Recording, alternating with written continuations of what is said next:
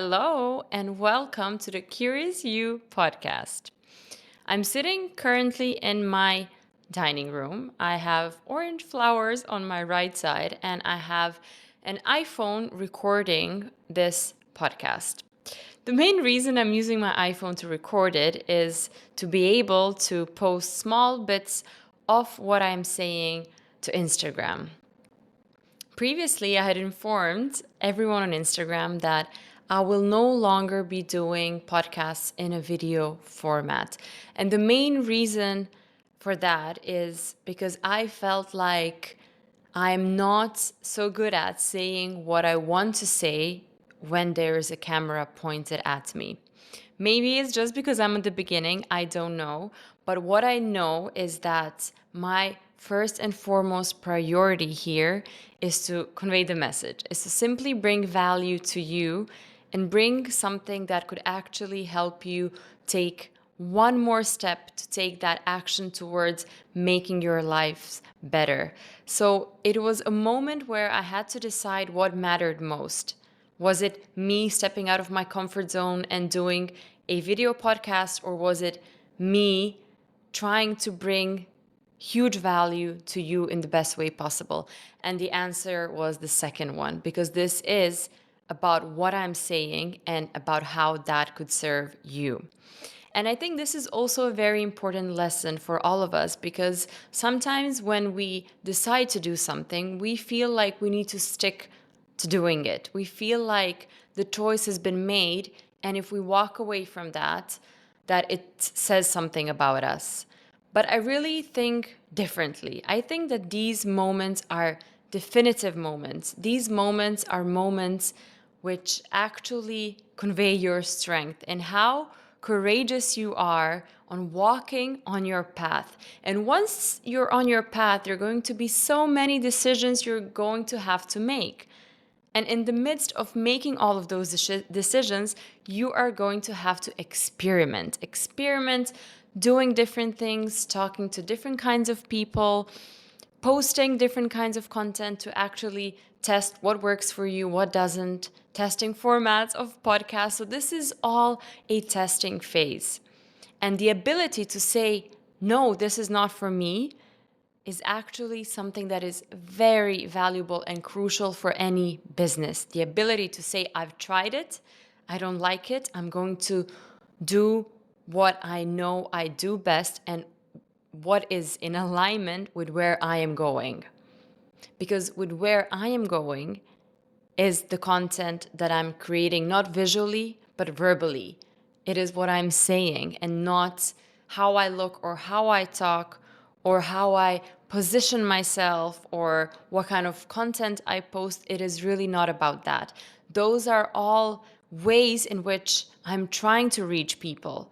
But the main point of everything I've been doing is actually this: simply sitting here and talking about my experience, my learnings, and offering something of value that could help you.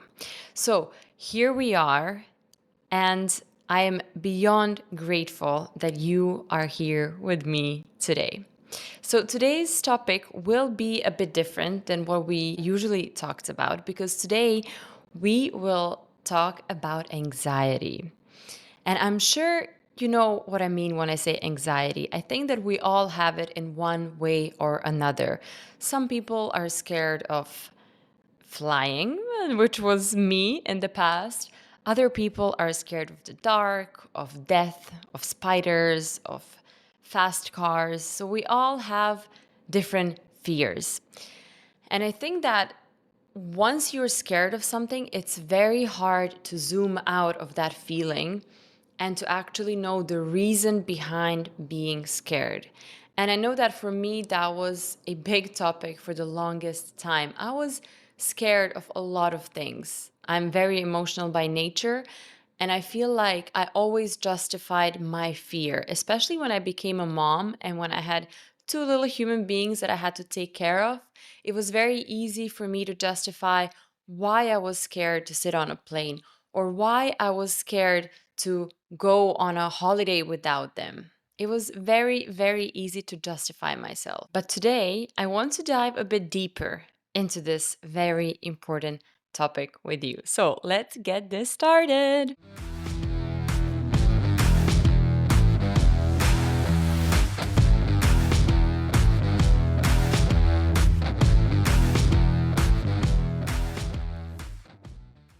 All right, so what is anxiety actually?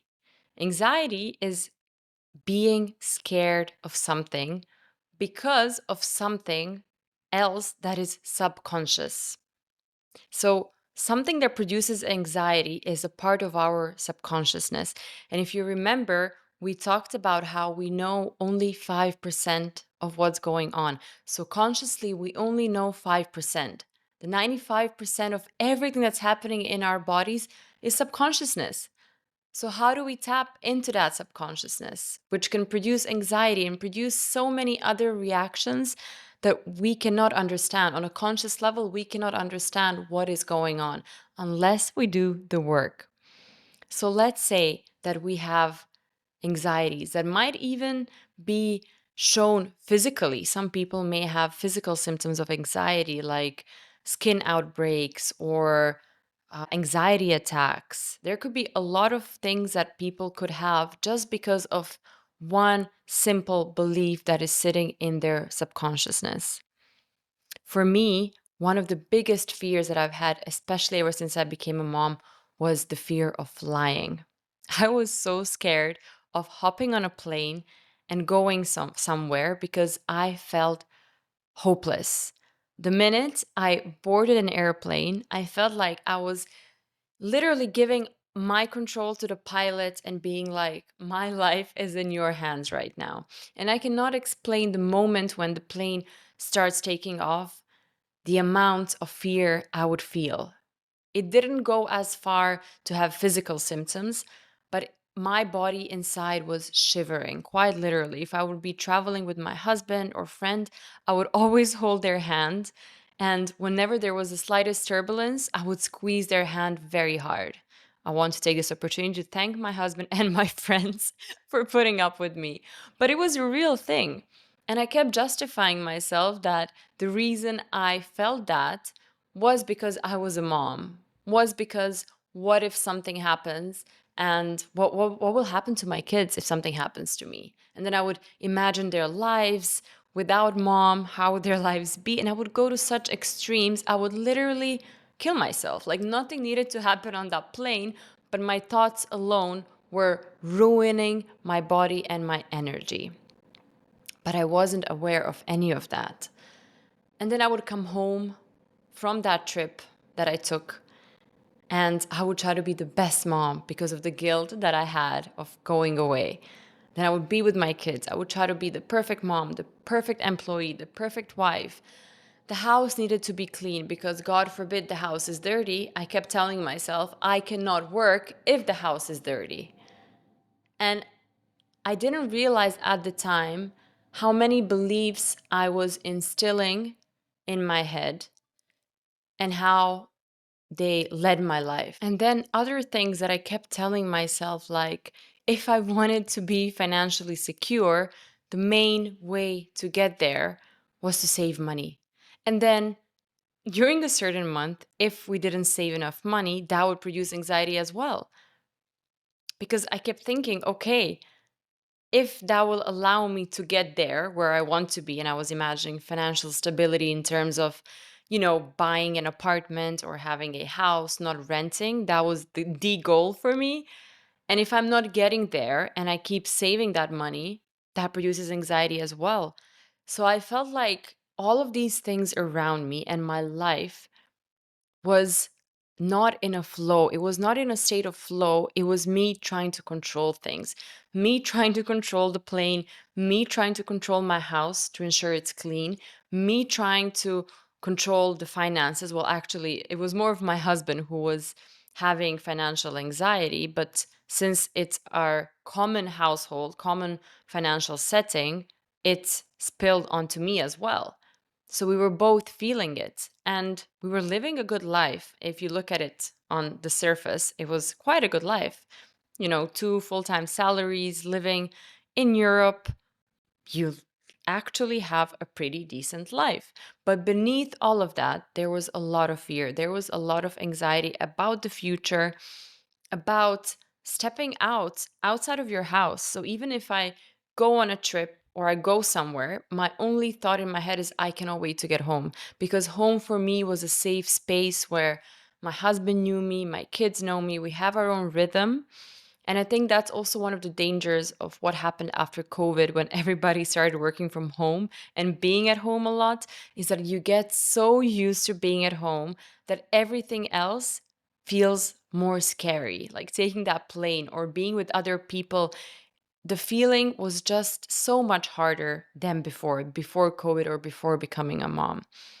I felt like I actually needed to put in the effort to talk to other people.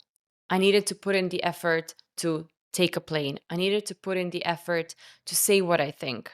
Because why would I? People are already talking. We live in times of information, it's everywhere. Why would I talk? Who would want to listen to me if there's somebody else who's more popular saying, well, not the same thing, because my experience is my experience, but quite a similar thing. I think we live in the age where you can learn about mindset and improving your mental health if you want to. It's available at every step for free. So I feel like all of those questions were hanging in the air, and I didn't know how to set myself free, how to enter this beautiful flow of life, how to trust life, and how to not control everything. And actually, the breakthrough that I had was last summer. I think I talked about this before, when after years of working on myself, of actually doing mentorship with other women that I extremely value, is when I realized my why. What do I want to do in life and why? Until now, we talked about what. What do we want to do in life? But I think what's even stronger than what we want to do in life is why we want to do it. Why do we want a certain thing in life?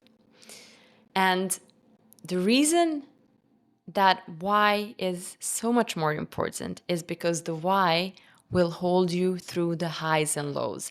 If your why is strong enough, no matter the external circumstances, you are going to keep doing what you're doing because your why is strong.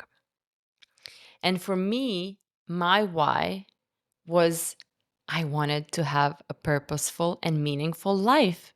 I wanted to bring value to others, and I wanted to feel free to say whatever I want to say without thinking, who will think something about me if I say it?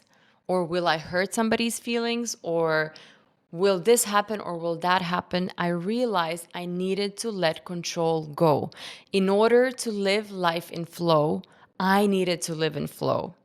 I needed to say what I think, and I needed to trust myself. And only when I trust myself and what I say will I trust external circumstances like the plane, or, you know, that there won't be any earthquakes, or that I will be fine, that I will survive, I will have a good life.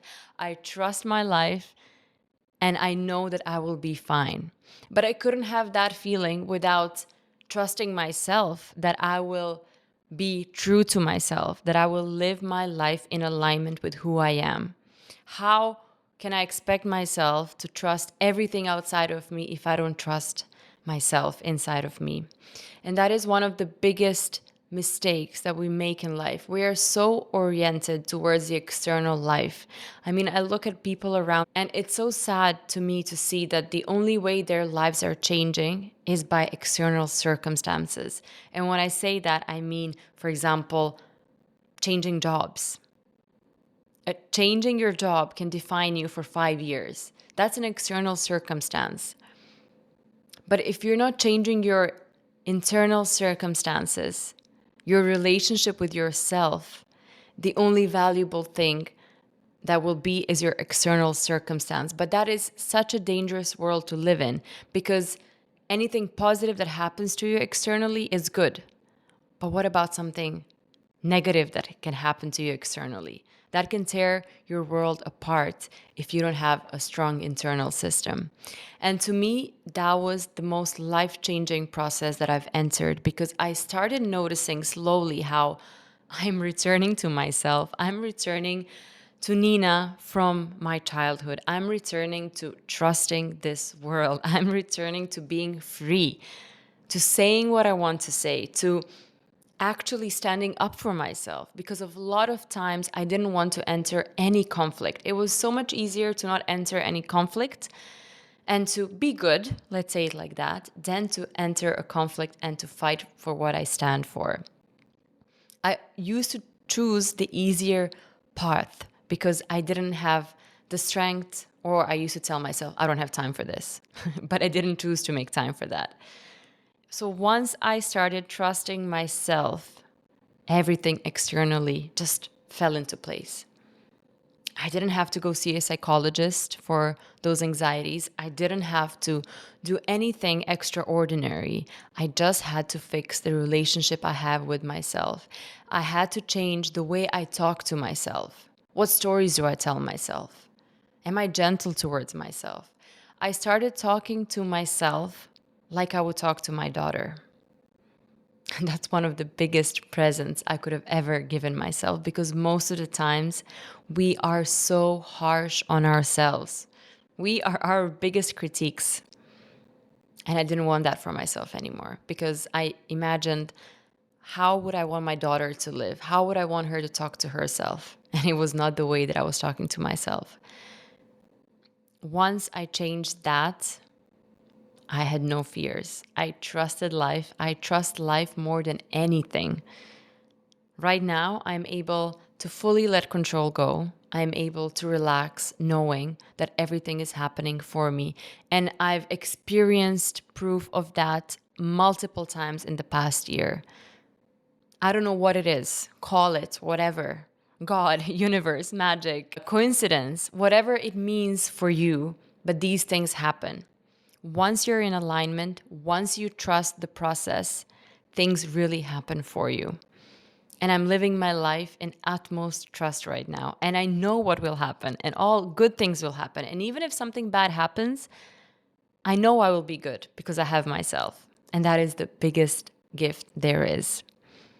And if there's one thing that I would want you to take away from this podcast today, is to truly put yourself first. Think about the relationship you have with yourself.